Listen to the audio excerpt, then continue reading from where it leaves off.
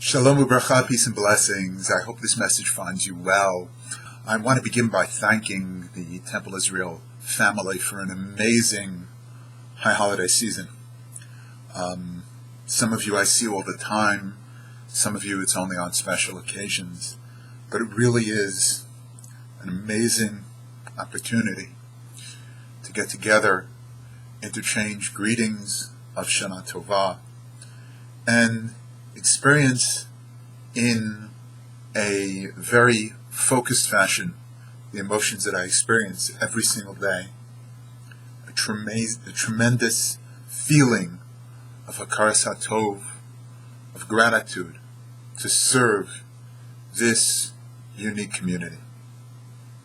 The following is a recap of the sermon which I delivered on Erev Rosh Hashana, the first evening of Rosh Hashana. There's a story of a grandmother and her young child who are enjoying a day at the beach. There wasn't a cloud in the sky. The water was blue, and it was smooth as glass. Everything was calm. All of a sudden, a strange wind starts to blow, and a tidal wave appears, and the young boy is drawn out to sea. The grandmother immediately drops to her knees and prays, "Please, God, I've always been a good person. I've been a dedicated mother, dedicated grandmother. I've been a dedicated daughter. I've taken care of my parents in their old age. Please, if any of this means anything, return my grandson to me unharmed." Just as she finishes her prayer, a similar wind starts to blow, and the sea returns her grandchild to her. She inspects him from top to bottom and realizes that he is unharmed. She looks up to heaven with a troubled look in her eyes and says, "He had a hat, you know." Each of us can relate to that grandmother. Each of us can see her in the way that we relate to the extraordinary blessings in our lives that we take for granted, that we don't appreciate because we get caught up in irrelevant trivia. We tend to sweat the small stuff, and that tendency can and does rob us of the amazing blessings that God has placed in our lives. The Hebrew word for gratitude is hakarat hatov, literally translated to recognize the good that is in our lives. The practice of hakarat hatov is recognizing that there is blessing in the everyday things that surround us. Hakarat hatov is manifest and seleniated in the Modim prayer that is found in the Amidah. We read, "Modim anachnu lach," we gratefully acknowledge you, Sha'atahu Adonai Eloheinu, that you are God, our God, Ve'Elohei Avosenu, and the God of our ancestors, Li'olam Va'ed, forever. Noda lecha u'nesaper tilasecha, we thank you and we declare your praise. Al chayenu hamesurim biyadecha, on our life which is placed in your hands. V'al nisecha shebechol yom imanu, to the miracles that are every day with us. V'al pi niflosecha v'tovosecha shebechol eis erev evoka b'tzaharayim, and the wonders and the good things that are around us all the time, morning, noon, and night. In many families, there is a custom to verbalize hakaras hatov, recognition of the good that is within our lives, on Rosh Hashana, as we reflect on the year that is closing. Chazal, our sages of blessed memory, taught us that Hakarat HaTov, recognition of the good that exists in our life, is an essential component in the process of self-improvement that we know as tshuva, commonly translated as repentance. Tshuva is the theme of this holiday season. This has been an amazing year for my family. It has been the first year of our living in New Hampshire.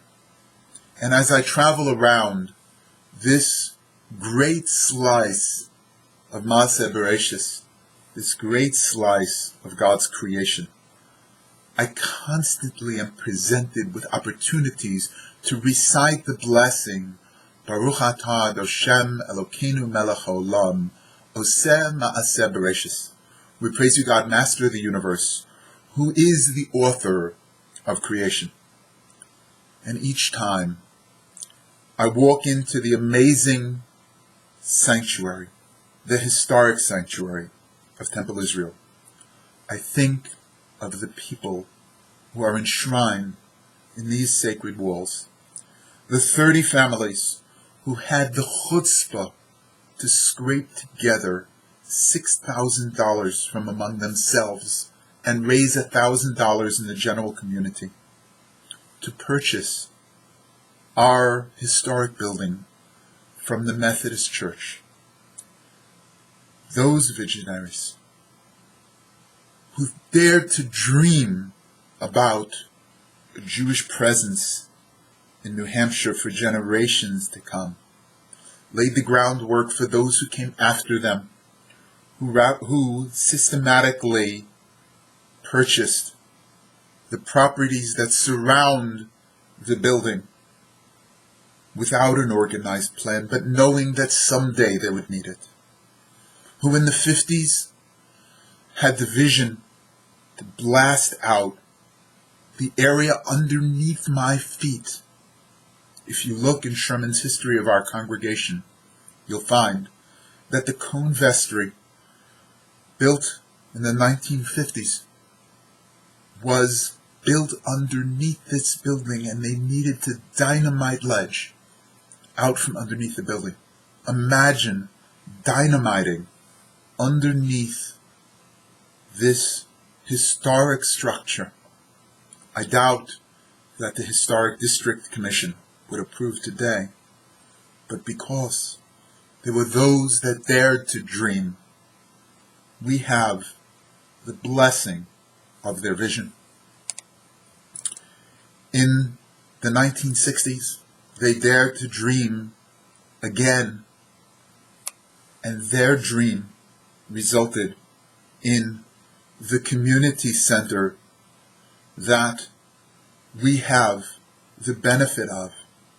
It is because of them, because of the fact that they dared to dream, that we're able to stand here today and say, Ma tovu ohalacha Yaakov, mishkenosecha Yisrael. How beautiful are your tents, O Jacob, your sanctuaries, O Israel.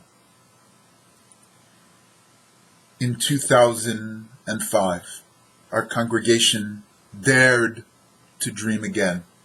The result is the amazing structure that Temple Israel occupies today, a structure that seamlessly brings together the historic aspect of our community and the vibrant present of our community as we dare to dream about the next chapter of Temple Israel, the evolving dream that was born long ago in a roving minion, the dream that allowed a group of immigrants to incorporate as Temple of Israel, later becoming known as Temple Israel, a dream that is re-manifest in each generation. We are custodians of that dream. As I think about the concept of Hakarat HaTov, recognizing the good in my life, and particularly this past year. I think about the greatest aspect of our community. You, the people of Temple Israel. The professionals that I'm blessed to work with, each of them brings unique blessings of their skills and strengths to our professional team, complementing each other in a way that could have only been authored by the Ribono Shel Olam, by the Master of the Universe. The lay leadership of our community is equally wonderful. Their dedication is manifest in the work that they do for our community. They are so focused on the vision that brings us together, the dream that is Temple Israel, and drives us towards the future. And last, but by no means least, is the diverse group of people that call Temple Israel their home. Over the last year, we have celebrated together, we have cried together, we've had coffee together, and we've shared moments of amazing transcendence. One of the great beauties of Temple Israel is a culture that embraces the diversity of this sacred community and meets the needs of people from every walk of life. Yesterday, we read Parshat Nitzavim. Moshe is taking the people of Israel on a journey through the final chapters of his life. And Sefer Dvarim, the last book of our Torah, is in many ways the longest goodbye. Nitzavim finds Moshe on the last day of his life talking to the children of Israel about engaging in the process of tshuva. That's why this Torah reading is read immediately before Rosh Hashana, because the theme of these high holidays is tshuva, repentance or self-improvement. Moshe begins his final discourse with the following words: Atem nitzavim hayom kulchem lifnei Adonai Elohechem. You stand this day, all of you, before God your God. Roshechem, Shivtechem, Ziknechem, Shotrechem, V'chol Ish Yisrael. Your leaders, your tribes, every person in the community of Israel. Tapechem, Neshechem, Begercha asher bekerev machanecha. Your elders, your officials, your children, your wives, and the strangers within your camp. Mechote vetzecha ad shoev memecha.